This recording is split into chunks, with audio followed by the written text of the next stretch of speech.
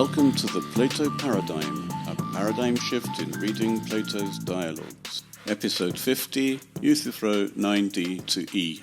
Since Euthyphro likes to believe that his prosecution of his father is loved by all the gods, and because of this it is holy, it isn't difficult for Socrates to manipulate Euthyphro into agreeing that what is holy is that which is loved by all the gods, and what is unholy is that which is hated by all the gods. This is still not very satisfactory because it leaves lots of things hated by some gods and loved by other gods, which are neither holy nor unholy, or both holy and unholy, as Socrates has stated it, which should have got Euthyphro wondering how we are to decide in any given instance whether the gods all love it or all hate it, or some love it, some hate it. And it's something which isn't taken into account at all is that sometimes that none of the gods would care. What is certainly not the case is that this is finally getting towards Euthyphro's true position. It isn't. Euthyphro is only really concerned with his own case and is quite sure that all the gods love what he is doing, but he has no genuine opinion about what the holy actually is. This should be very clear before we continue. Socrates is the one who's been raising all these different elements which are now being used in an attempt to define the holy. As we saw last time, the only input by Euthyphro is him saying after the definition by Socrates, well, what is to prevent it, Socrates? As far as Euthyphro is concerned, this definition is good enough because it does allow for all the gods to love what he is doing, prosecuting his father.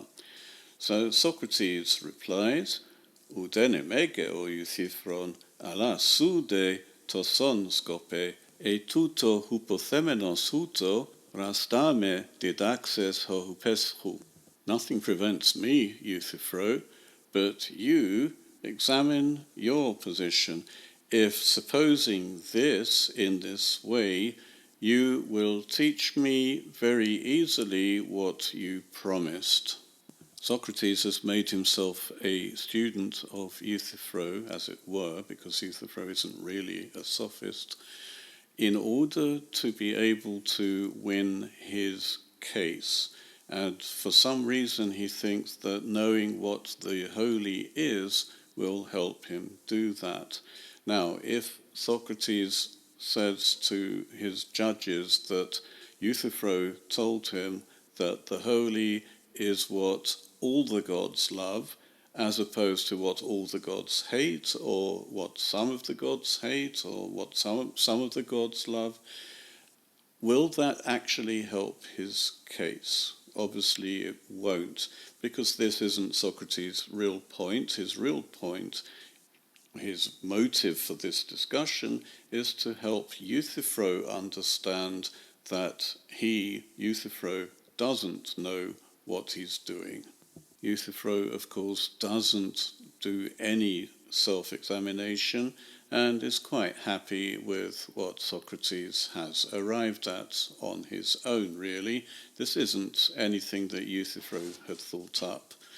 Al ego gefaien an tuto enai hosion, ho an pantes hoi theoi philosin, kai to enantion, ho an pantes theoi misosin, an osion.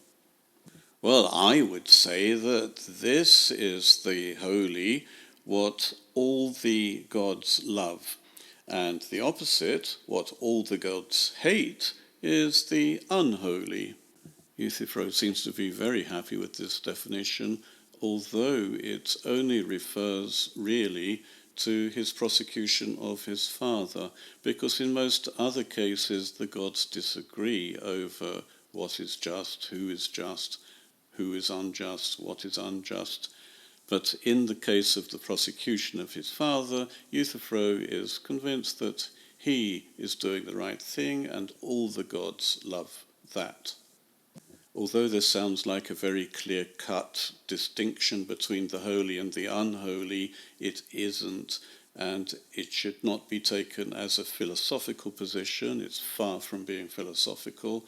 It's certainly not anything that Plato himself would entertain as real. Socrates has not changed Euthyphro's mindset one bit, and so he tries again. Uk un episkopomen aututo o Euthyphron, e kalos legetai, omen kai huto hemontika auton apodechom etha kaiton alon, an monon fetis ti echen huto, sun choruntes echen. Skepteon ti lege ho legon? Skepteon. Shall we look over this again, Euthyphro, if it is finally said, or shall we drop it and accept thus anything of ourselves or even of others, if only someone says that it is so, agreeing that it is so? Or should we examine whatever a speaker says? It should be examined. It isn't obvious even today that if someone says something, it isn't necessarily true, and we really should examine anything that is said, just to make sure that it may have some basis in fact or in reality. The verb here, to examine, has the same root as the word skeptic. A skeptic is someone who asks questions, who examines. Socrates asks here because this is precisely what Euthyphro has just done. He's accepted what Socrates said, and he reformulated it, but he basically accepted what Socrates said, removing the inconvenient points about when the gods disagree, leaving only the holy, which is loved by all the gods, and the unholy, which is hated by all the gods. I ended with the first word of Euthyphro's answer, skepteon, it should be examined, which sounds as though Euthyphro is already on the road to recovery. He's already becoming a reasonable person who does actually examine what is said. But he carries on. Oi mai mentoi egoge tuto nuni kalos legestai. But I think that this now has been said finely. Euthyphro is reacting to Socrates' original point about examining this answer to see whether it is actually said finely or not. I say finely, I'm translating kalos, which can mean beautifully. It's often considered to be almost the same as well, to be said well, and it's particularly used in rhetoric. The idea of rhetoric is to talk finely, to use beautiful words, beautiful formulae, a beautiful presentation, beautiful construction of the entire speech in order to persuade the audience. The definition of rhetoric is the art of persuasion. Persuasion does not involve telling the truth. It involves making the audience believe that what they're being told is true or something worth following at least. It's not surprising that Euthyphro thinks that this answer has been finely said, but it is worth noting that it was Socrates who first asked whether this has been finely said. Why didn't he say that we should check whether it has been well said? Eu legetai, not kalos legetai. He could have said that, but he hasn't. I suggest that he's using terminology which Euthyphro can understand or accept or react to. When you say to Euthyphro that something is said well, or we should see whether it is said well, he immediately thinks of rhetoric and whether what has been said would persuade. Socrates has manipulated Euthyphro into thinking about his court case, yet again, in a way it didn't take much effort to get Euthyphro thinking about his court case. He's been doing it all the time. But now Socrates has managed to make Euthyphro think or be aware of the idea that this argument would hold up in court. It would persuade the audience. And I suspect already that Socrates has done this because he will then refute this argument, this formula, and his hope would be that this would undermine Euthyphro's confidence in his ability to persuade people in court. He needs to do something to get Euthyphro to begin thinking more seriously than he has been thinking about these issues. When I say things such as Euthyphro is confident in his ability to persuade a court, or Socrates wants to try another way to help his interlocutor, I may sound as if I believe these characters are real people, historically real people who at that time had motives, desires, wishes, and in general an internal life.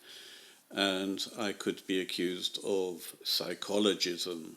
Psychologism is assuming that these characters have a soul.